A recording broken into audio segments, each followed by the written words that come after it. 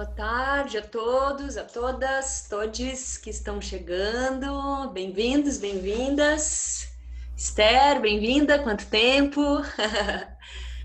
A gente vai dar uns minutinhos para começar, só um tempinho. A gente costuma dar esse tempinho por conta dos atrapalhos com a internet. Boa tarde, Álvaro, bem-vindo. Saudade de você. Lembra do Álvaro Kelly? Aquele fez assim. Lembro! Lá do Consentido. Eu fiquei muito feliz quando eu vi o nome dele. Era um projeto que a gente tinha de dança que chamava Consentir, que foi uma vivência muito linda, assim, porque sem querer querendo foi um projeto que juntou um monte de gente tão diferente, né? Era tão gostoso, gente que nunca tinha dançado, gente mais velha, gente mais nova. E o Álvaro estava lá com a gente. Bem-vindos. Então, a gente vai dar esse tempinho, um tempinho breve para o pessoal ir se juntando. Já estamos com o Leonardo aqui com a gente. Então, a gente aguarda um pouquinho, já vai começar.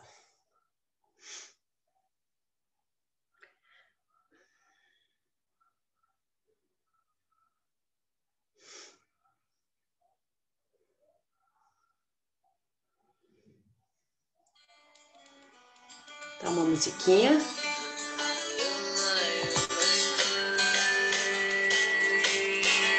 Tá bom? Som? O volume? Nosso Deus corrige o mundo pelo seu dominamento. Sei o que a terra gira com o seu grande poder com o seu grande poder. Nosso Deus corrige o mundo pelo seu dominamento. Sei o que a terra gira com o seu grande poder com o seu grande poder. A terra deu, a terra dá, a terra tira. Homem a terra cria, a terra deu, a terra há. A terra voga, a terra dá o que tirar. A terra acaba com toda má alegria. A terra acaba com o inseto que a terra cria. Nascendo em cima da terra, nessa terra de viver. Vivendo na terra, nessa terra de morrer. Tudo que vive nessa terra é alimento. Deus corrige o mundo pelo seu dominamento. A terra gira com o seu grande poder com o seu grande poder. Nosso Deus corrige o mundo pelo seu dominamento. Sei o que a terra gira com o seu grande poder com o seu grande poder. Porque no céu a gente vê uma estrelinha. Aquela estrela nasce e se põe às 6 horas. Quando é de manhã aquela estrela vai embora. Tem uma maior e tem outra mais miudinha. Tem uma acesa e outra mais apagadinha. Meninas, vamos iniciando? O povo vai se achegando. É o tempo para ouvir o principal, que é o Leonardo Cruz hoje aqui com a gente, né? Topo, meninas, de eu ir começando, tudo bem? Então vamos lá. Então, bem-vindas, bem-vindos, bem-vindes, todos e todas, todes, com muita alegria. Estamos iniciando aqui mais um evento online. Todo mundo está me ouvindo bem? Tá clara a minha voz, o som? Obrigada. Então, mais um evento online das sobreviventes da UTFPR, no meio da pandemia. Drica! Ai, Quaruna! No meio da pandemia e no meio do pandemônio, essa professora, Daniela Kuhn, professora do Departamento de Educação Física, me apresentando aqui. Trabalho com dança, trabalho com questões de gênero, trabalho com consciência corporal, trabalho com juntar a mulherada e dançar, para a gente estar vendo o que a gente pode estar fazendo juntas por um mundo mais bonito e menos feioso. Então, a gente está nesse projeto aqui, Estudantes em Movimento, Educação Física, Corpo e Cultura. É um projeto que tem como objetivo principal estar estimulando a autonomia das estudantes que fazem parte do grupo, Então, é um aprendizado de todas nós, nessa cultura tão hierarquizada, nessa cultura nossa tão voltada para o individualismo, para a competição. Esse projeto ele tem o objetivo de nos colocar a aprender sobre o que é trabalhar coletivamente, somando forças, aprendendo a dialogar uma com as outras, aprendendo a se colocar. E tem sido um resultado muito lindo, assim, as relações que a gente tem construído, a maneira que eu tenho falado nos eventos, mas eu acho importante que isso se repita, que eu fale, que eu repita quantas vezes for necessário, que esse grupo de estudantes que estão aqui, a gente tem algumas delas, algumas não puderam estar presentes hoje, elas têm sido parte da ancoragem minha nesse momento, né? Então, estar com elas, me motivar para estar com elas, ouvi-las, ter a companhia online delas e sentir a construção desse trabalho tem sido muito importante. Então, eu agradeço aqui publicamente a cada uma pela confiança, pela dedicação e por todos esses momentos que a gente tem estado junto, meninas. A gente vai construindo, assim, outras formas de se relacionar, para além daquelas já legitimadas como as únicas formas de professoras e alunas se relacionarem, né? Então, como é que a gente inventa outros jeitos de ser e estar como professor e estudante? Mais afetuoso, mais humana. Então, eu agradeço. Hoje, então, a gente vai ter como convidado o Leonardo da Cruz, o que enche o meu coração de alegria por vários motivos que eu não vou estar aqui explorando. Quem sabe um dia desse eu sento com ele para tomar um cafezinho ao vivo e conto porque que o meu coração talvez bata tanto. Mas eu queria levantar aqui um pouquinho que eu tive um trabalho de cultura popular durante um tempo da minha vida, que foi bem importante. Eu fiz graduação em dança e lá me aprofundei nesses trabalhos e trabalhei com duas grandes professoras, que foi a Graziela Rodrigues e a Inaicira Falcão dos Santos. Então, eu tive essas duas referências, assim, que são duas mestras aí da dança que me levaram pela mão para a cultura popular e foi algo que está comigo até hoje, né? Que me marca muito como professora e como bailarina e artista da dança, né?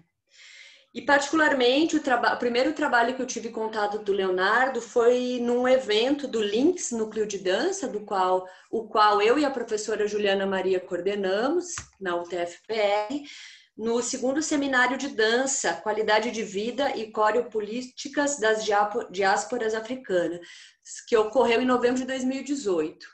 Então, nessa ocasião, a professora Juliana organizou e eu levei a minha turma de graduação em dança para estar vendo Leonardo da Cruz e a Pri Pontes. Olha que delícia a gente ser professora e poder ter o privilégio de sentar numa aula e ter Pri Pontes e Leonardo Cruz dançando, ambos dançando e depois ambos falando. É assim de uma fartura assim que eu só posso agradecer. E eu saí completamente extasiada daquele momento, assim, tomada pela profundidade e consistência do trabalho de ambos, né?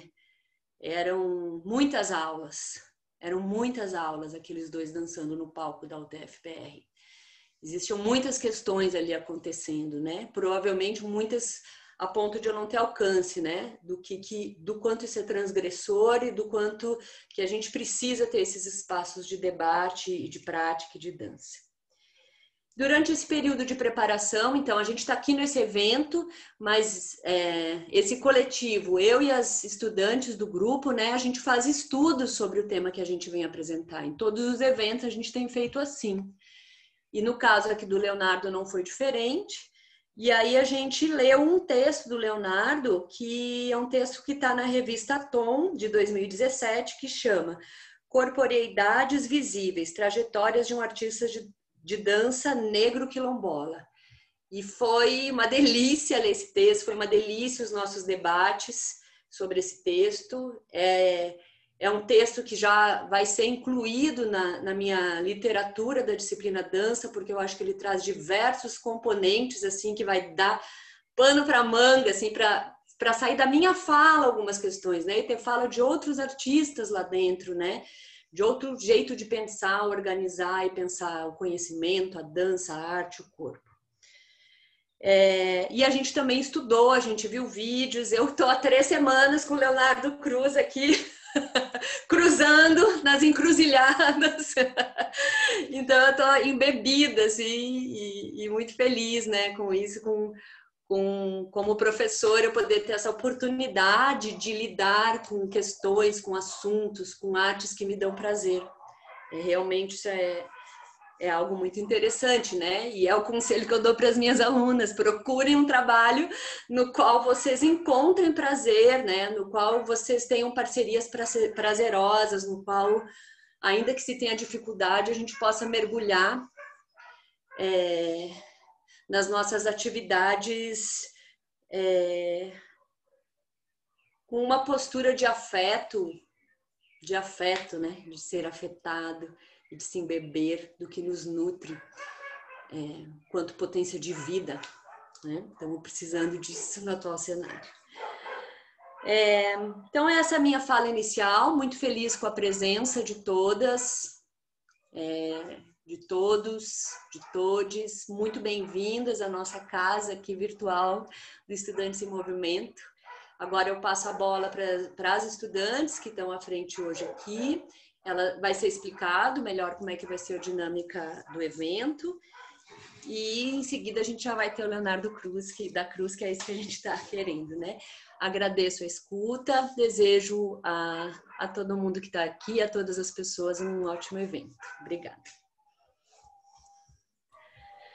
Olá, boa tarde a todos. Me chamo Clara.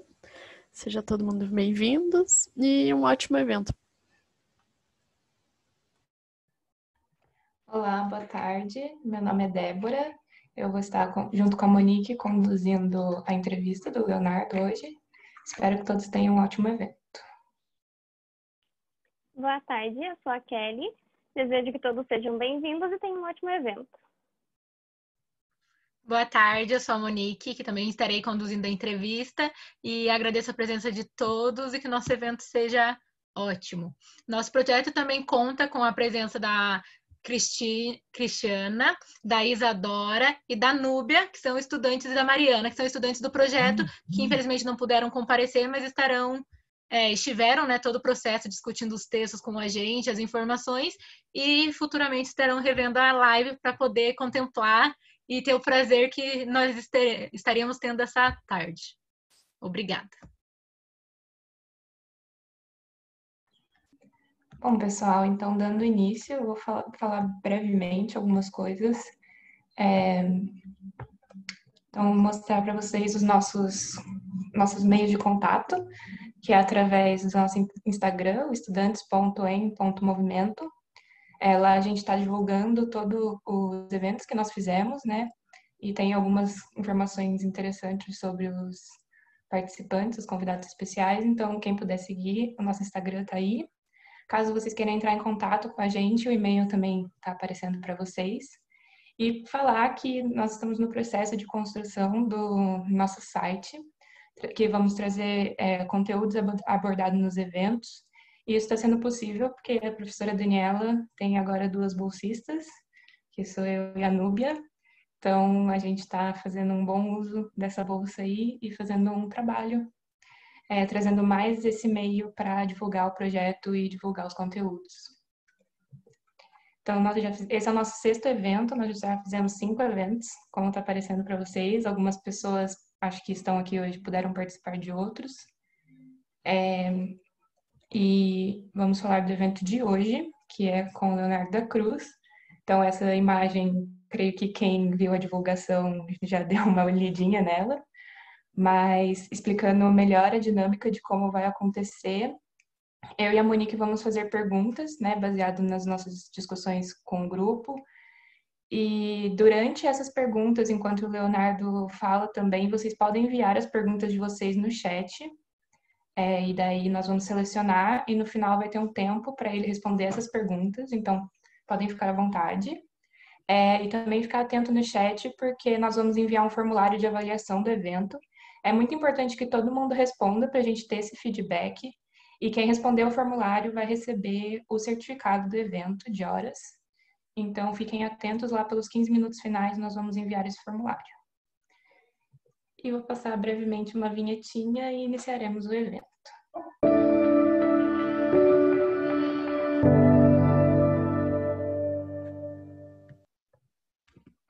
Então, gostaria de convidar o Leonardo para se apresentar e falar um pouquinho dele. Olá, boa tarde a todas. Desde já, então, muito obrigado pelo convite, né? Eu já comentei com a professora Daniela, mas eu acho importante ressaltar. A primeira pessoa que entrou em contato comigo foi o professor Ivo Queiroz, né? Que é uma grande referência dentro dos estudos da negritude e da diáspora e dos textos referentes a Fanon. Então, quando ele entrou em contato comigo, falou: olha, existe um espaço para se tratar de corporeidades negras aqui com o Departamento de Educação Física, e várias das indicações me chegaram ao seu nome. Então, eu fiquei muito honrado pelo convite. E então, vocês abrirem um espaço como esse também abre o espaço para que o professor Ivo, que é uma grande referência para mim, né, faça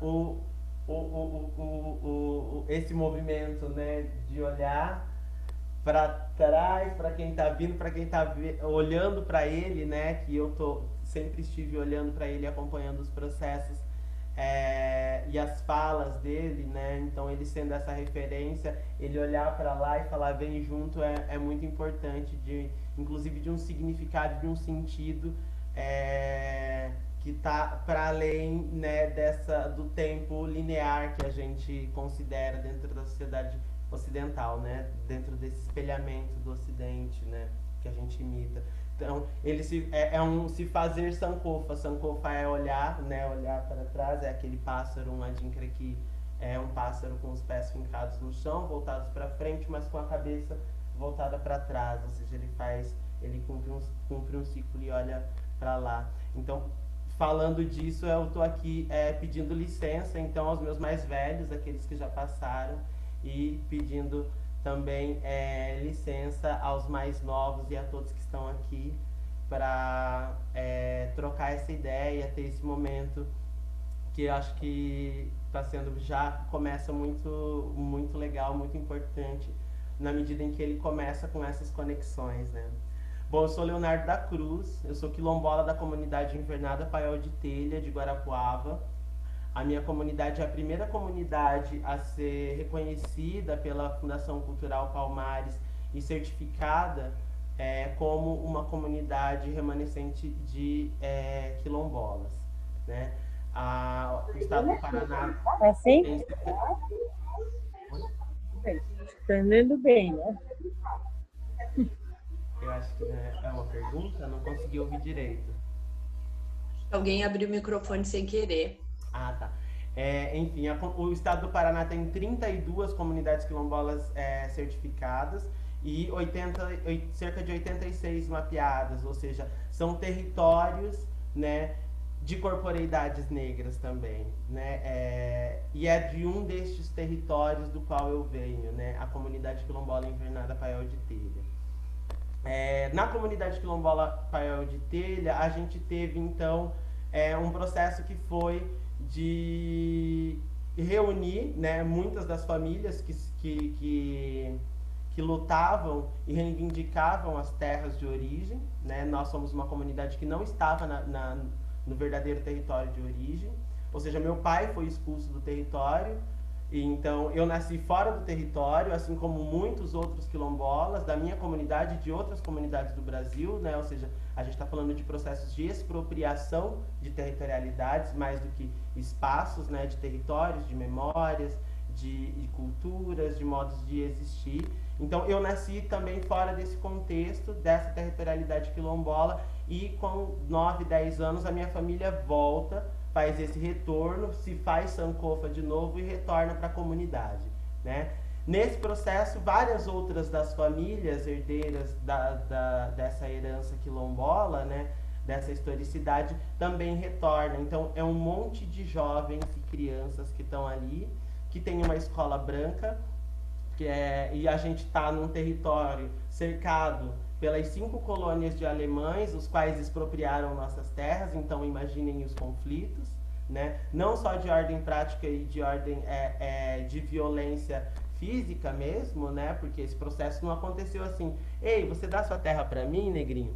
Né? Não foi assim, né? O processo de expropriação de terras envolve, né, atentados, queima de casas, expulsão, a polícia, inclusive, na época era conivente e ajudava nesses processos de expulsão dos quilombolas das terras.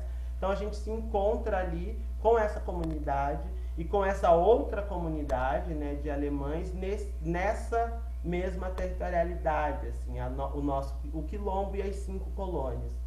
A gente se encontra ali, então, nessa escola que não dialoga com a gente e a gente começa a querer ter coisa para fazer, né? E aí, nas brincadeiras, na vida cotidiana, a gente começa a dançar, a brincar e se inspirar em querer contar a nossa história, que vem de um trabalho de escola, né? De novo, essa importância também da escola, né?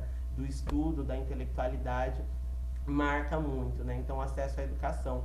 A escola nos solicitou para todos, né, um trabalho para a feira cultural, e a gente ficou incumbido de fazer aquilo que tangia a cultura africana ou as culturas africanas. Naquele momento a gente nem tinha essa noção também, né? Tinha essa ideia bem escolinha mesmo acerca da África, de que é um país, né? A gente não dimensiona o continente africano e as suas diversidades, né? Então, a gente ficou naquele momento responsável por fazer isso, né? Representar o continente africano. Enquanto que todas as outras etnias tinham sua própria representatividade, nós éramos uma generalização, né? Enfim, dali a gente começou a olhar e falar, peraí, essa história tá errada, assim, a gente não é essa história, não é desse jeito, assim, né? Aí a gente pegou o testamento da antiga proprietária das pessoas escravizadas da minha comunidade, lemos alguns textos, pegamos o Navio Negreiro de Castro Alves e começamos a relacionar aquilo com a nossa realidade. A partir dali surge um embrião do que seria o grupo Cundumbalê, que foi um grupo mesmo de música e dança afro-brasileira que a gente constituiu com integrantes da comunidade. Ali surge também esse outro interesse para as outras áreas das artes, né? Ou para as outras linguagens das artes, em específico da dança. Então, depois de 6 anos com o grupo, eu venho para Curitiba, nessa de, bom, eu quero aprender essa dança aí, eu quero saber o que é um plié, né? Então, eu venho para cá e vou lá para o Guaíra. E aí, para o Guaíra, eu não entro, porque eu já tenho 24 anos, na época a escola de dança do Guaíra não recebia meninos com essa idade já, e me sugeriram ir para a companhia do Jair, que ele dava aula para meninos. Então eu fui lá, pedi para o Jair, ele falou, venha fazer aula. Eu fui, comecei e ali fiquei 6 anos. Então ali também adquiri um repertório, né, de dança clássica. E paralelo também a esse tempo que permaneci na companhia, os folguedos, as brincadeiras, os grupos de maracatu, os candomblé, os axé, a sambada, o carnaval, né? Então, todas a presença dos mestres também, né, que grupos universitários também organizavam e traziam, e ainda trazem, né, mestres do Nordeste, do Norte, e, enfim, de diversas regiões, para fortalecer esse laço com a cultura e a transmissão desse conhecimento, dessas lógicas também. Então, é no meio disso que eu vou construindo esse percurso de dança, né? Entre o pé no chão e a sapatilha, né? Dentro do teatro, lá dentro do Teatro Guaíra, e o Quilombo, e Curitiba, e é meio por aqui que circula esse amontoado de informações, né? De signos que compõem as danças que eu vou compor, ensinar, ou compartilhar, dançar junto, que é assim que elas acontecem. Então, eu entro na universidade em 2013, né? E aí ali vou desenvolver alguns trabalhos de pesquisa, como o Memórias do No Corpo, que é dramaturgias para o corpo da mulher negra, que vem também de um processo de enxergar a não presença das mulheres negras dentro de um centro oficial de formação em dança do estado do Paraná, que é a Escola de Dança do Teatro Guaíra, né? E então dali surge essa necessidade, né, e essa vontade também de promover esses territórios dançados, né, esses territórios de memória e territórios de dança. Então vem o projeto Memórias do No Corpo, com dramaturgias para o corpo da mulher negra. Foi um ano na FAP, e também junto a esse processo do No Corpo, tinha o Pontes Móveis, o projeto Pontes Móveis em Travessias Afrocontemporâneas, que é um coletivo, que é outro território, depois eu vou falar melhor dele, mas é um coletivo, né, de artistas negros com propostas advindas das culturas negras em diáspora. Então ele é organizado em princípio pela Priscila Pontes, que é uma bailarina negra da cidade de Curitiba. E depois eu integro com mais um grupo de percussionistas, e logo em seguida a gente consegue aglutinar outros e outras artistas negros da cidade com suas propostas também. Então a gente tem a Larimi Paixão, o professor Nelson Sebastião, o Jorge Samuel, a Flávia Imirene, todos eles trazendo suas bagagens e suas corporeidades também para esse outro território dançado, né? Que é o coletivo Pontes Móveis, que é um espaço que pensa também as danças negras e as relações poéticas, estéticas que as invisibilidades nos causaram, né? Então é importante também esses territórios dançados. E aí quando eu falo de território, né, e depois eu vou falar melhor disso, mas é que eu estou falando de espaço e território, né? Então, espaço ele dá uma ideia de tem espaços de dança, né? A dança, no geral, trata de corpo e espaço. E a gente, nas cosmovisões africanas, temos tratado de territórios, né? De territorialidades. Então, quando eu penso espaço, eu penso um espaço vazio. Quando eu penso um território, eu penso ele preenchido, né? E as nossas territorialidades, elas vêm, então, com toda essa outra carga do invisível também, né? Então, eu acho que é por aqui, né, que constitui-se esse si mesmo, Leonardo da Cruz. E acho que se eu ficar falando, eu vou ficar falando e não vou parar. Então, eu acho que é melhor vocês perguntarem. Então, vamos para a primeira pergunta. Então vamos. A vida no quilombo, ela remonta um corpo de um mundo imbricado na terra e a tantas atividades ancestrais e corporais que resguardam muitos saberes sobre um jeito de viver. Você pode compartilhar um pouco com a gente, um pouco desses saberes do corpo ancestral do quilombo? Eu achei muito legal isso, né? Porque a gente já... É disso que a gente está falando, né? Qual que é esse jeito de viver, né? A professora Daniela já falou no início da fala dela, a gente precisa reencontrar outros jeitos de estar, né? Um dos jeitos das culturas tradicionais de se viver, e talvez o primordial, o principal, aquilo que dê a substância mesmo para essa existência, é a coletividade. Esse é um dos jeitos primordiais de ser, né? De se viver. Existe ali, na comunidade, né, outro dia em conversa com a Pri Pontes mesmo, ela me falou assim, eu estou muito estudando um filósofo, um filósofo africano, eu não vou me recordar o nome dele, depois se ela eu posso mandar, mas é uma coisa muito simples que ele fala, que é, primeiro, a comunidade. Assim, se não me engano, é da filosofia, é um filósofo da filosofia Banto, se não me engano. Me desculpem a não referência, mas depois eu vou procurar e eu vou encaminhar para a professora Daniela. Primeiro, a comunidade, né?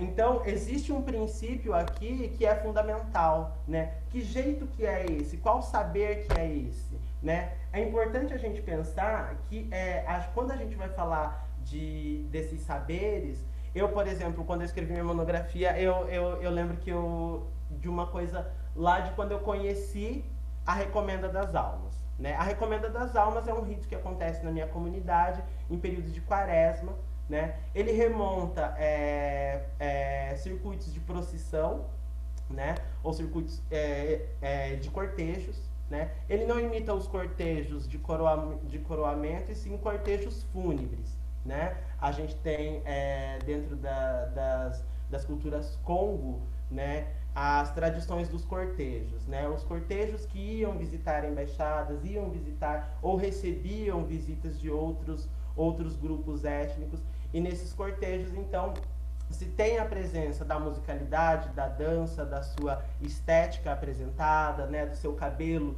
de determinada maneira. Então, a dança era uma das formas de se apresentar como a civilização se organiza, né, como as civilizações se organizam e se mostram. Então, esses saberes, eles estão presentes onde? No corpo, né? Como é que a gente vai estar falando, então?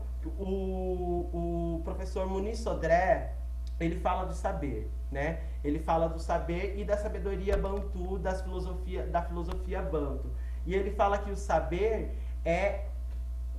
na filosofia bantu e nas filosofias de cosmovisão africana, o saber não se adquire. Ou seja, não existe uma relação de alguém que está aqui e alguém que está a partir da fala, né? O saber se incorpora. O saber se incorpora. Incorpora, perceba que tem a palavra corpo. Então, saber é corpo. Corpo é saber, né? Logo, então, eu não tenho um corpo, eu sou o meu corpo, né? Diferente da perspectiva ocidental, que o saber, ele vem de lá para cá. Vou ilustrar. Porque talvez fique mais lúcido. Se vocês ouvirem a música, dá um negócio, um chacoalhar de mãos assim, tá bom? Beleza.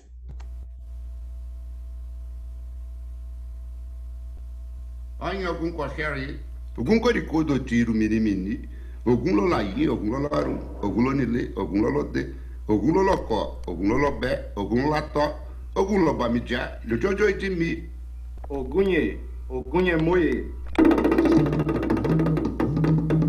Lakaye machiwalubo, gumanseba waja lakaye machiwalubo, lakaye ogumanseba waja o. Ogumanseba waja lakaye machiwalubo, lakaye ogumanseba waja o. Ogumanseba waja lakaye machiwalubo, lakaye ogumanseba waja o. Ogumanseba waja lakaye machiwalubo, lakaye ogumanseba waja o. Ogumanseba waja lakaye machiwalubo, lakaye ogumanseba waja o.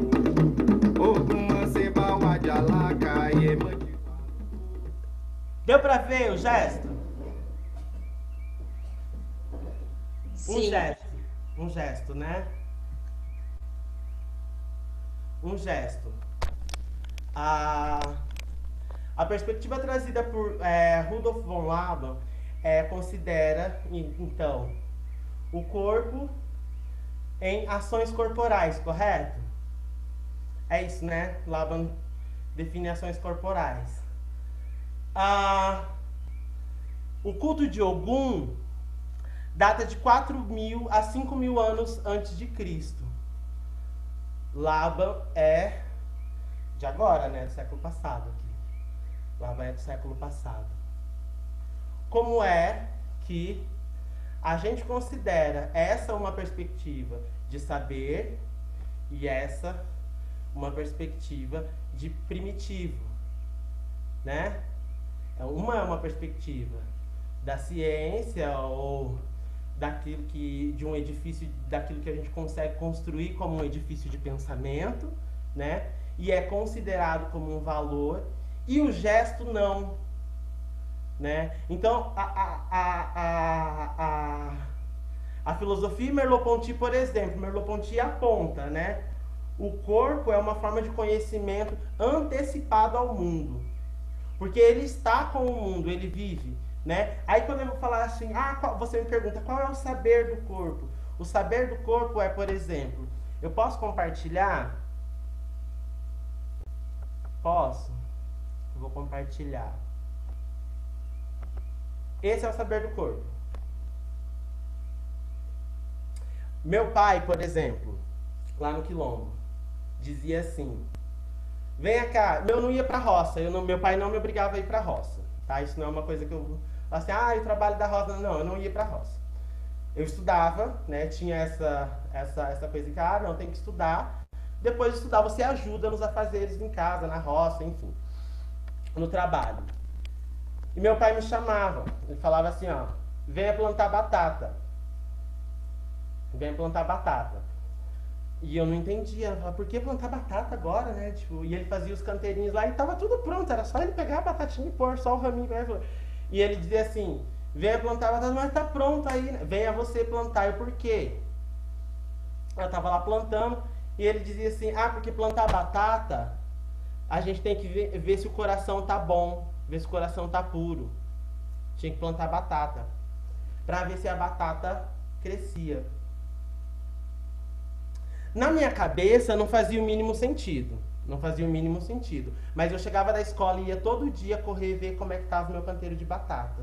Porque eu tinha que ter um coração puro. Ai do meu coração não ser puro. Né? Que saber é esse? É o saber que considera o corpo. Porque eu vou comer essa batata. Ele é tácito. Existe um acordo tácito aqui. Entre um fazer e uma ética sociável. Existe uma ética, existe um acordo social aqui de que eu vou comer essa batata, logo eu contribuo para trazer essa batata para minha mesa. Ou seja, eu estou falando de uma vida coletiva, eu estou falando de um aprendizado coletivo. Logo eu como essa batata. Opa, essa batata é comida de quem? Chega a minha mãe de santo e fala, opa, vamos dar esse inhame, essa batata, para Ogum, porque é comida de Ogum. Poxa, se meu coração tá puro e essa batata cresceu, foi o meu coração. 12 anos. 12 anos. Cresceu a batata. Eu ofereço isso para aquele que é Deus.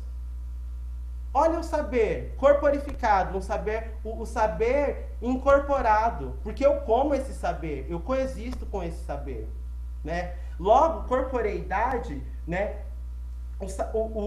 O saber está aqui, ele se fundou no meu corpo, ele se funde e se funda também no meu corpo, o saber.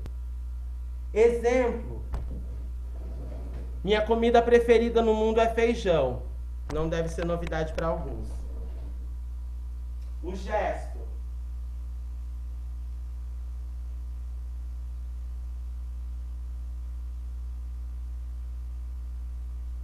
Arrancar, essa é a ação. Arrancar. Torcer, arrancar. Torcer, arrancar. Torcer, arrancar. Arrancar feijão. Estou eu arrancando feijão com meus familiares, minha comida preferida. Noto, quando vou no terreiro, que tem uma dança. Que, opa, arranca, arranca, arranca, arranca. Arranca, arranca, arranca. O saber se funda no corpo. O saber do corpo é antecipado, é anterior ao conhecimento. Tá? Eu não conhecia de estrutura de movimento, eu não conhecia de análise de intensidade de movimento. Eu sei que eu preciso pegar, agarrar, torcer, arrancar.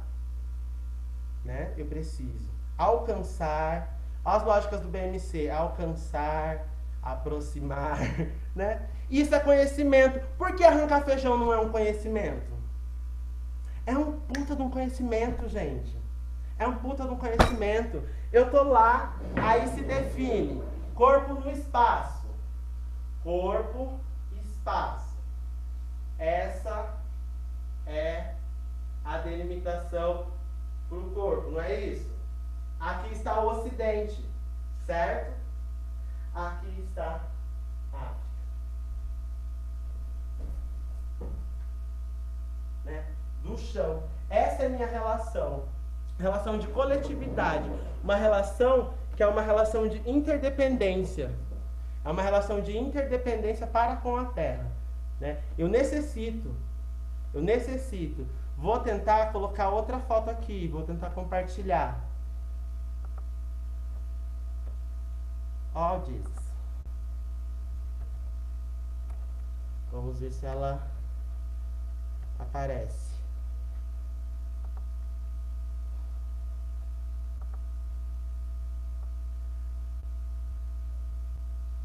Olha aqui, ó. Para onde vai a batata que eu recebi lá na casa da Jancal. Não tá passando aqui para mim. Não? Eu acho que você tem que fechar, abrir, fechar o que você tá compartilhando, abrir a foto da. Tá, vou de novo. Vai lá. Processo. Agora sim.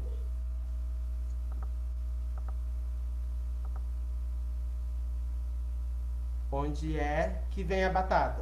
Aquela batata lá do Jancal vem para minha mãe. Vem aqui para minha mãe. É uma relação de interdependência com a natureza e com o outro. É uma relação de coletividade. A minha mãe não plantou essa batata, mas ela vai comer essa batata. Ela precisou pagar por essa batata? Não. Aqui na cidade a gente come uma batata se a gente não pagar pela batata? Percebe? É um jeito sofisticadíssimo de convivência com a natureza e com o outro, que inclui a solidariedade, que inclui se colocar no lugar do outro. Todo mundo lá sabe quanto tempo demora para uma batata daquele tamanho crescer. Opa, se eu tenho várias batatas desse tamanho, eu vou dar para minha vizinha, porque amanhã ela pode ter um porco lá bom para matar e vem um pernil de lá para cá. Esse é um jeito extremamente sofisticado de se viver, onde o saber ele é incorporado e ele solicita, quase que necessita de você, que você olhe para o outro, que você conviva com o outro, né? Porque eu não dou conta de plantar tudo, né? Eu não dou conta de ter porco, cavalo, gato, cachorro, galinha, periquito, papagaio, tucano, jacu. Eu não dou conta disso. Ter horta, ter carne, ter leite, ter queijo, ter doce. Alguém tem que fazer e o outro vai fazer. Aquilo que eu não faço tudo, ninguém faz tudo. Esse é um dos jeitos de viver. O jeito de viver onde o saber é incorporado, né? Ele não é adquirido, né? Por exemplo, eu ia para a roça, meu pai, eu falava, e aí, por que ninguém mexe naquele cantinho lá? Porque daí planta, né? Então, vou mostrar assim, vou tentar exemplificar aqui. Um prato. Plantou tudo o terreno, certo? Ficou lá, ó, esse tantinho assim, ó, lá que não plantou. Ficou esse pedacinho que não plantou. Aí eu ia lá e falava assim, por que é que... Não, plantou, só que ninguém limpava. Não carpia, não tirava os bichinhos, não nada, deixava lá. Por que é que não mexe lá? Aí vai lá perguntar pro seu tio. Aí ia perguntar pro meu tio. Meu pai, né, dizia, vai perguntar ao seu tio, meu tio avô. Então eu ia perguntar a ele, tio, por que é que não mexeu ali? Deixa lá. Aí depois, a gente voltando embora, ele vinha e falava, aquele cantinho lá é o das almas. Das almas? Pra que pras almas? A alma não come, não é?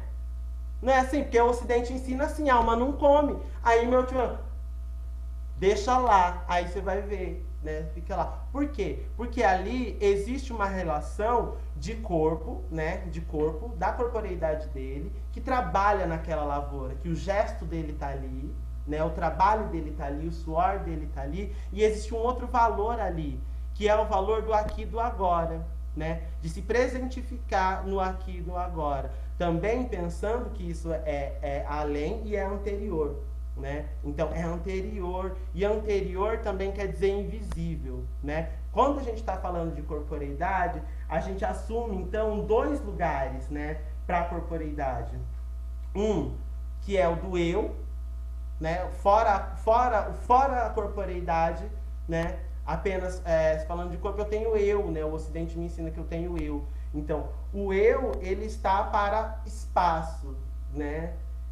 E a corporeidade me relaciona com o sensível, né? A corporeidade me relaciona com aquilo que é sensível, com aquilo que é perceptível. Logo, ela me aproxima daquilo que a filosofia vai chamar de si mesmo, né? E o si mesmo, ele é indizível, o si mesmo é infalável, ele é invisível, ele é intocável, né? Porque o si mesmo diz respeito à minha subjetividade, aquilo que mais em princípio tem. E aquilo que mais em princípio tem, eu necessitaria de uma palavra para cada si mesmo que tem aqui em cada quadradinho. Não poderia ser apenas Clara, Daniela, Esther, estou falando do si mesmo, né? O eu tem RG, CPF, CEP, nome, sobrenome, né? O si mesmo está muito além, né? E é nessa perspectiva que está ancorada esse jeito de ser, esse jeito de viver, né? Que é na coletividade e é na relação de interdependência, ou seja, numa relação espiralada, numa relação circularizada.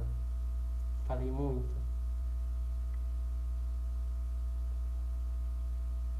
Tá ótimo, tá bem completo e a gente vai se encantando junto com a sua fala. Tá bem bacana. Então, vou encaminhar para a segunda pergunta, tá bom? Certo. A gente pede para que você fale para a gente sobre as corporeidades às quais persiste sendo imposto um processo de invisibilização dos espaços educacionais. Dessa forma, né, qual que é o papel desses espaços, como as universidades públicas brasileiras, para possibilitar a problematização sobre esta questão? Ok. Se eu falar muito rápido, me fale, tá? Que eu tô um pouco nervosa. Não, fique à vontade, tá tranquilo. Eu apontei, inclusive, né, no texto sobre essa questão, né? A gente, no campo da universidade, tende... eu falo a gente porque a gente está na universidade, né? Claro que a gente, enquanto pessoas pretas, pessoas negras dentro da universidade, tenta ao máximo descolonizar, mas a gente não pode se excluir disso porque a gente está lá dentro também, né?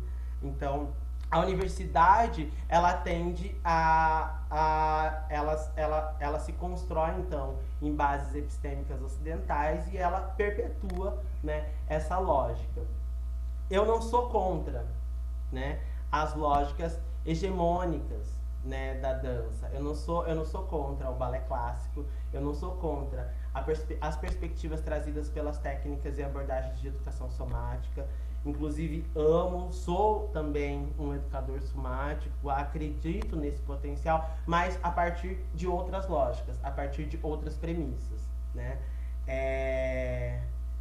E aí a gente entra numa categoria que é currículo, né? Grade curricular. E aí a gente tem, por exemplo, na grade curricular do curso de dança, né? O curso que eu fiz e tal, faço ainda, né? Preciso concluir, falta a optativa. A gente tem no primeiro semestre, por exemplo, laboratório de investigação do movimento, abordagens lógicas da dança, história das artes e várias outras disciplinas. Você pode escolher, dentre elas as que você pode escolher, tem balé clássico. Agora, nós temos uma disciplina que é optativa, né, e que trata de corporeidades afro-brasileiras, ou de danças brasileiras, na verdade, são danças brasileiras, né? Essa disciplina não é obrigatória, ela é uma disciplina optativa, ou seja, para toda a gama de conhecimentos no que tange a dança, o corpo, a licenciatura e o bacharelado, né, da nossa graduação, todas as outras técnicas e abordagens são obrigatórias. As danças brasileiras, você escolhe, né? Então, tem alguma coisa de errado nesse babado aí, né? Esse caldo aí não tá legal. Por quê? Se a gente tá no segundo país mais negro fora da África, se a gente tá no curso de dança, que é o segundo curso mais antigo do país, por que a gente tem uma disciplina que é optativa, não é nem obrigatória, né? E todas as outras são obrigatórias. Então a pergunta, ela vem assim: qual que é a estrutura? Todas. Se uma não tá lá, qual que é a estrutura que é invisibilizadora? Todas as outras. Se tem uma que não tá lá, todas as outras ajudam a me invisibilizar, uma vez que eu não estou lá. E eu pertenço a esse lugar, tanto quanto todas as outras lógicas. Eu descendo e eu constituo lógicas nas minhas danças e nas minhas composições poéticas, tanto quanto todas as outras lógicas em dança. Ora, se eu tenho laboratório de investigação do movimento, ué, a capoeira não investiga o movimento? Ué, o cavalo marinho não investiga o movimento? Ué, o coco, todos os cocos, não são formas sofisticadíssimas de um sapateado tradicionalmente brasileiro? Ué, então não sei mais o que constitui abordagens e lógicas para o corpo e para a dança.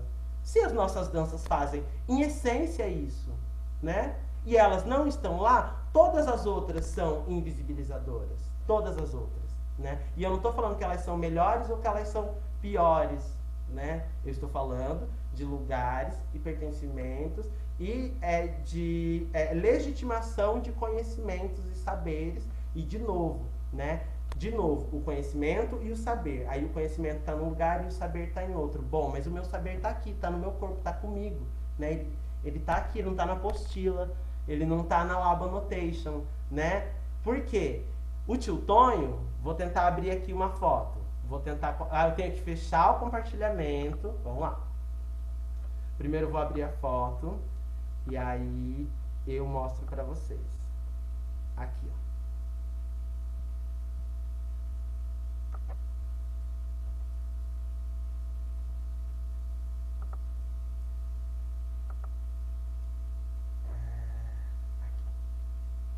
Vê a foto? Meus tios, tá? Sim. Meus tios.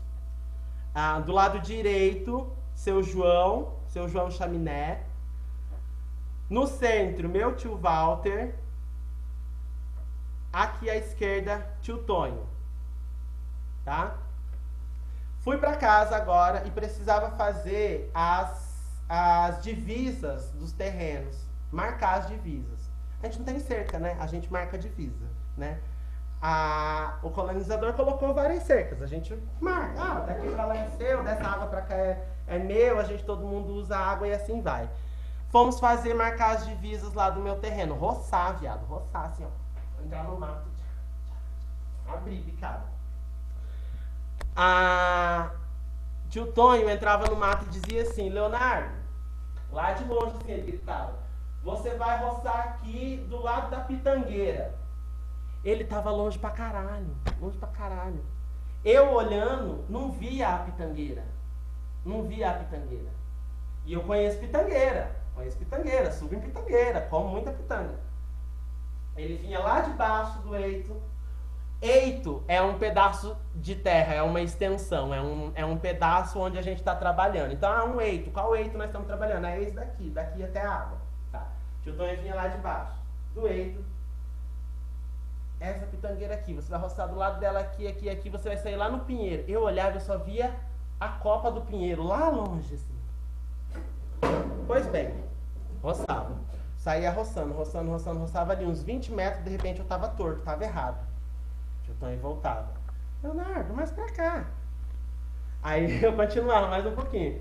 Leonardo, um pouquinho mais pra cá, você tá torto de novo, assim. Assim foi, umas 2 vezes. Ou seja, ele pegou e começou a arrancar as estacas que a gente estava cortando e começar a marcar o meio do caminho. Ó, é por aqui que você vai roçar, até essa estaca. E começou a delimitar. Pois bem, roça pra cá, sobe, desce, passa um rio, chega no pinheiro, vai descer até o vertedor d'água lá do falecido não sei quem, que eu já nem me lembro. E aí vai até o olho d'água do falecido não sei quem. Pois bem, chega lá. Daqui você vai subir. Paranana. Eu pego o mapa depois, olho. Primeiro, que antes de eu chegar no mapa, eu cheguei em todos os marcos, certinho, segundo a orientação do tio Tonho. Ele não tem mapa nenhum. Ele caminha pelo mato. Ele vive no mato. Penso eu no meu cabeção. Será que se eu soltar Laban e falar para ele se localizar o corpo dele no espaço, no meio da floresta ali, será que ele se acha? Será que ele acha água para ele beber? Porque se não achar, ele vai morrer. Entendeu?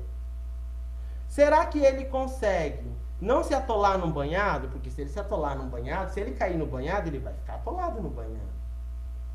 Quando eu estou falando de conhecimento e de saber, do saber, eu estou falando desse tipo de conhecimento que compõe o saber. Porque é um saber que ele é sobre muita coisa. Ele não pode apenas saber ir para a direita ou para a esquerda. E nós, nas lógicas de dança, estamos aprendendo lateralidade contra lateralidade. Avança, recua. Contrai e expande. Para onde é que vamos contrair e expandir nossos corpos para o mundo? Porque é esse conhecimento, é o meu corpo no mundo, né? No mundo mesmo, assim. Esse conhecimento é necessário para a vida humana, né? Então, quando eu estou falando dessa lógica, por exemplo, por que é que Judá foi meu aluno de capoeira? Judá é filho de Amanda Tunde, samba da Murixaba, procurem, uma grande referência do samba de Curitiba. O Judá cresceu no samba da Murixaba, junto com os grupos de capoeira, os samba de roda, os afoxé e tudo mais. O Judá me via dançando balé e falou, eu quero fazer esse negócio, porque ele gosta do desafio, ele gosta do duelo. Então ele vinha e me chamava para duelo, faz uma pirueta, faz isso, faz aquilo. Então eu fazia, faz você, ele fazia. Aí o Judá vira e faz assim, ó.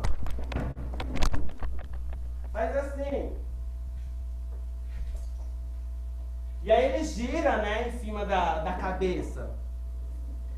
Ele faz uma parada de mão e ele gira em cima da cabeça. Porra, ele está invertendo a lógica de dança que o Ocidente está me apresentando. Que é uma lógica da verticalidade, ele já botou a cabeça para baixo. E aí? Andar em cima das pernas é legal, a gente aprende andando em cima das pernas. Essa lógica de dança proposta pela capoeira inverte toda e qualquer ordem já pré-estabelecida, né? Então, o que ela faz, né? Em princípio, ela confronta as lógicas e abordagens de corpo trazidas pela cultura popular e pelas corporeidades das danças afro-brasileiras. Elas confrontam, elas entram em choque direto com a lógica do Ocidente. Por quê? Ela não é linear, porque ela retira a primeira imagem. Ela retira de você a primeira imagem, não é apenas aquilo que você está vendo. Por quê?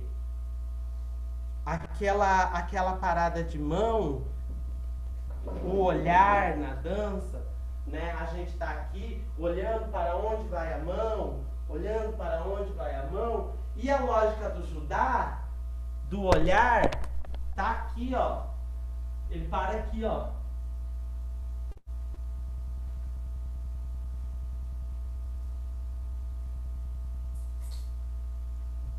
Essa é a lógica dele.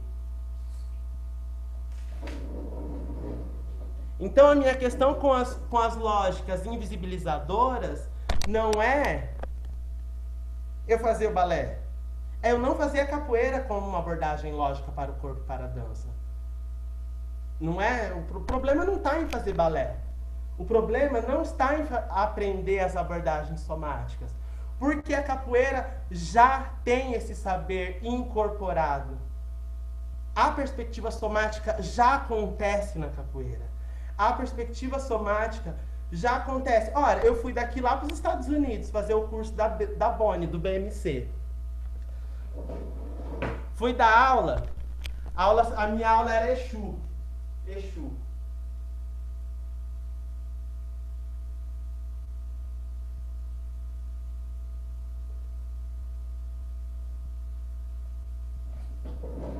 É claro que eu sei que existe uma lógica dentro das danças afro-brasileiras que são externo, serpentear da coluna, maleabilidade da base do crânio.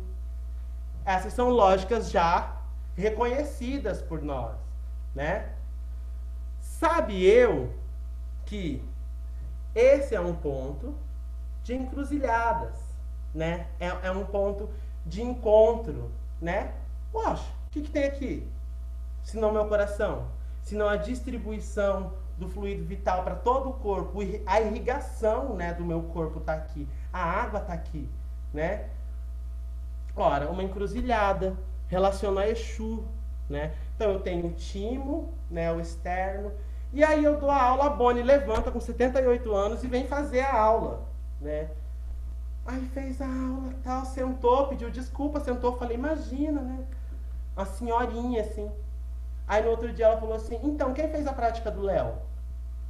Porque lá tava naquela prática de Exu, é Exu, né? Ela falou Exu, ela não conseguia falar Exu. É Exu, né? Porque lá tem o mesmo estímulo da abordagem do timo que a gente fez. E aí pediu para repetir o exercício da aula dela, do timo, de estímulo do timo, e a minha prática. Ora, a Bonnie, que é a grande referência do BMC, a técnica mais reconhecida no mundo, né, de abordagem somática, tá lá dizendo que essa referência da dança de Exu tem o mesmo estímulo que ela estuda, que a ciência e os médicos estão tentando entender das funções do timo, das funções somáticas do timo. Ora, então eu tô louca? Ou as perspectivas de danças ancestrais já trazem a dimensão somática incorporadas como uma premissa de existência? Eu acho que eu não tô louca, né? Porque é o que eu sinto também quando danço, quando faço, né? Então, porque a questão, de novo, né? Ela não está em fazer as lógicas que são lógicas de estruturas hierarquizadoras, né, do corpo e de hierarquização das poéticas, né? Ou se eu tenho uma lógica, eu tenho um corpo, um grande corpo, eu tenho um grupo específico reduzido e eu tenho o primeiro bailarino, né? As danças negras são feitas em coletivo. Eu tenho ali, por exemplo, na capoeira, uma referência que é de ordem natural, que é o berimbau, e ancestral. Eu tenho uma referência que é do mestre, que é aquele que compartilha aquele conhecimento, mas ela ocorre em circularidade. Né? O solo acontece no compartilhar. O solo não acontece sozinho. Ninguém entra na roda de capoeira sozinho, né, para estrelar, para solar. Você entra a convite de alguém ou você convida alguém para experienciar aquele momento de saber, né? Aquela experiência, aquela brincadeira, que é outro pressuposto muito importante. O brincar, né? O brincar é muito importante, porque o brincar, ele está relacionando uma coisa muito básica e muito legal, assim, né? Que você experiencia naquele momento do brincar, e ele é aquilo que acontece, né? É o divertido, a brincadeira, ela tem essa coisa que ela traz aquilo que você não conhece, ela traz uma piada interna, né? E as tradições, por exemplo, você olha para o jongo, para a capoeira, para o samba de roda, as brigas acontecem no samba. As pessoas casam e descasam no samba, briga com a vizinha, faz fofoca do outro no samba e na capoeira também, né? Existem acordos tácitos ali para que essa coletividade, essa corporeidade aconteça, né? Então, assim, o jongo, a capoeira, o coco, a embolada, o rap, as disputas e as batalhas de rap na contemporaneidade. Quando a gente está falando de uma estrutura que a gente está falando de estrutura de diáspora, é isso. Olha que coisa interessante, né? É repente e é rap. Olha, uma palavra complementa a outra, né? Repente, rap, se eu tirar o repente, fica só o rap. Os cocos de embolada, a literatura de cordel, tudo isso se ressignifica e se compõe um mosaico coletivo, que são essas estruturas que se unem pela ritmicidade, pela corporeidade, pela dança, pelo calendário litúrgico, por esses acordos tácitos internos que a gente está falando, né? Essas brincadeiras, tudo, a resolução de problemas também. Tudo isso acontece dentro das culturas tradicionais, né? Essa experiência de si, do outro, acontece ali. Então, a lógica, ela não é hierarquizante, né? Ela propõe solidariedade, né? Então, primeiro a comunidade. O que é, por exemplo, de papel das universidades é ter professores negros dentro da universidade, dentro do seu corpo docente, né? O que é papel da universidade? Oferecer e trazer para perto, aproximar esses grandes conhecedores, né, os mestres e as mestras das culturas tradicionais, porque esse saber está lá, né? Eu, por exemplo, vou comer feijão, eu sei que feijão é uma comida de Ogum, daquele primeiro gesto que eu dancei, de cortar, é uma comida de Ogum. Eu sei que feijão tem ferro. Olha, feijão é a comida que se oferece para Ogum, o deus do ferro e da metalurgia, o deus da guerra e da tecnologia. Então, que coincidências são essas dentro de todo esse saber que não é conhecimento? Porque a universidade prioriza, né, o conhecimento. Então, por que é que esse saber aqui está tão distante ainda dessa forma de conhecimento? A gente ainda não está encontrando potência naquilo que a gente é, porque todos os outros encontraram. Observe, o teatro japonês tem o teatro japonês e tem a dança japonesa. Olha o Butô, se não é maravilhoso? Eu amo o Butô. Não é? Não diz muito sobre aquele povo? Olhe para os balés russos de Diaghilev. Diz muito sobre aquele povo. Diz muito qual é a estrutura social deles, onde é que está o Deus. O Deus está lá, né? O Deus está lá, dança para lá. Né? Diz muito sobre ele. Né? Qual é a referência de dança moderna? O que significa tirar as sapatilhas, botar o pé no chão, tirar aquele tchutchu, aquele que... Diz muito sobre uma sociedade e todos eles são potências dentro das suas corporeidades. Nós é que ficamos tentando pegar uma coisa daqui, uma coisa dali, uma coisa daqui, uma coisa dali e não conseguimos ainda valorizar a nossa estrutura de identidade, né? A nossa forma de civilização, que vai entrar em choque sempre. Porque o signo, a leitura do signo não é direta. De novo, é invisível, é intangível, né? Então, qual que é a função da universidade? Se aproximar dessa forma de saber. Ai, mas a universidade não está preparada. Se prepare, porque a gente está aqui e a gente está preparado, né? Tipo, pergunte para qualquer grande mãe de santo ou qualquer pai de santo se ele não tem domínio completo de todos os seus cultos, do início ao fim. Senão ele o ressignifica, ele o recria, mas ele acontece. Ela não deixa de acontecer. Né? Então, a universidade precisa reconhecer e se aproximar dessa forma de saber que não está desconsiderando o corpo, nunca desconsiderou, pelo contrário, se funda nele, né? Acontece nele. Então, o Kabengele Munanga, ele sugere assim, né? Se Paulo Freire colocou a pedagogia, propôs a pedagogia do oprimido, ele sugere que as universidades, que a gente crie, então, a pedagogia da diversidade, porque sem essa a gente não vai conseguir, né? Imagine o que seríamos nós se tivéssemos os balés nacionais afro-brasileiros. O que seríamos nós se tivéssemos as orquestras indígenas, a orquestra tupinambá, sabe? A orquestra, o corpo de baile caapó. O que seríamos isso? Que potência seríamos nós, entendeu? Olha para as Olimpíadas, todo mundo leva aquilo que lhe representa, né? De corpo, de dança, suas melhores performances. O país sede apresenta o melhor espetáculo de quê? De dança, é o corpo que comunica, né? O que seríamos nós com balés afro-brasileiros, sejam eles dadas as suas respectivas geografias e territorialidades, né?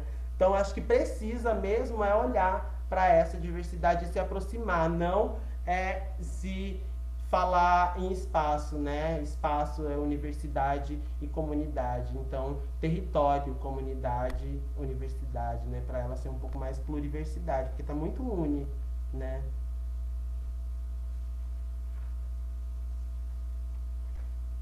Falei demais de novo.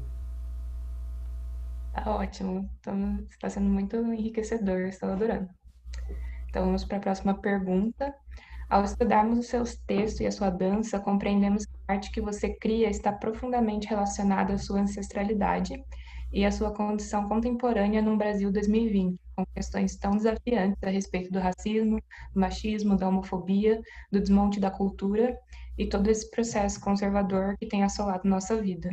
Como pensar essa arte atrelada à ancestralidade no Brasil de 2020? Eu acho que a gente vai falar em pensar essa arte, para mim, até em algum momento, ela fica assim, que a gente ainda precisa criar essa arte, sabe?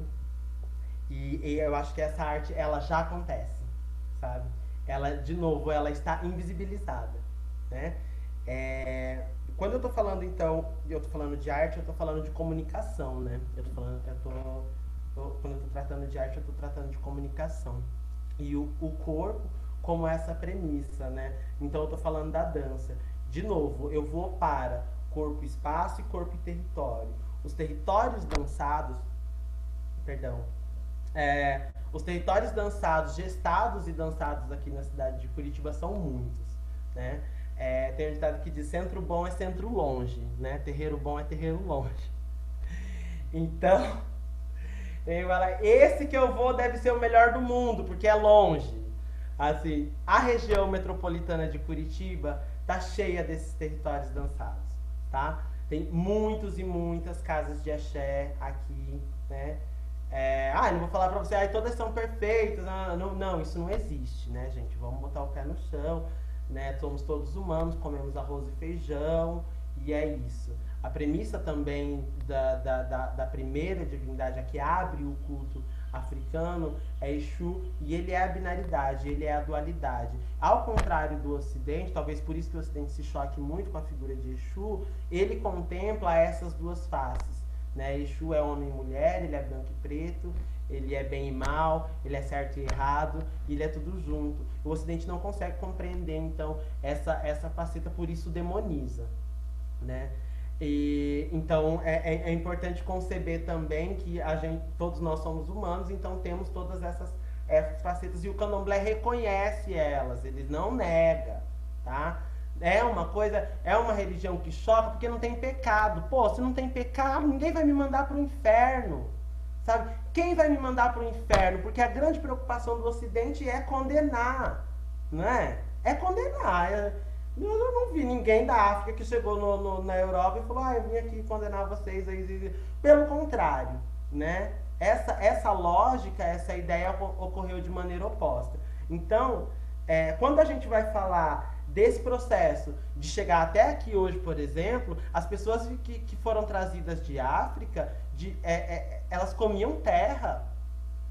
Comia terra para ter banzo, porque não morrer de fome não podia, então comia terra. Aqueles que não entravam no banzo, como única esperança que se tinha, trazia obi, ou seja, engolia osso e semente para chegar aqui e ter uma forma de se lembrar daquilo que era em África, que é o culto, que é a memória. Se isso não é uma forma de resistência, eu não sei mais o que é. Se essa forma de culto que elucida, que transcreve, né, que cria imagens para leitura para o mundo da arte, resistiu e resiste até hoje, porque depois do teatro experimental do negro, por exemplo, a gente consegue, né, a negritude e a pretitude consegue olhar e assumir o si mesmo, e assumir que inclusive consegue atuar cenicamente fazendo o papel do outro. Porque ao negro foi delimitado apenas ser negro, né? Tem uma obra do Sidney do Amaral que ele tá lá com aquela gargalheira, né, que é presa aqui, e tem uma cruz aqui na frente e uma cruz aqui atrás, né, que imita aquela gargalheira botada em pessoas negras escravizadas, que eram com ganchos aqui, né, que era para se fugir, se não ter por onde passar pelas cercas, ficar enganchado, né. E ao pé da obra ele traz uma frase escrita assim: justo a mim coube ser eu.